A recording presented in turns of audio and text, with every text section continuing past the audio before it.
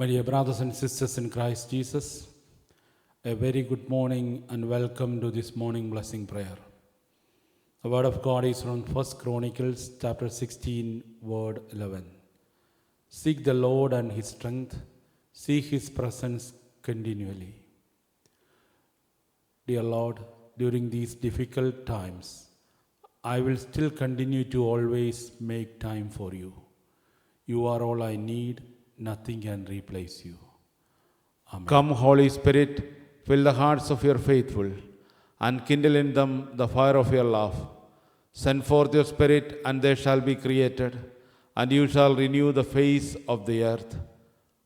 O God, who have taught us the hearts of the faithful by the light of the Holy Spirit, grant that in the same Spirit we may be truly wise and ever rejoice in his consolation through Christ our Lord.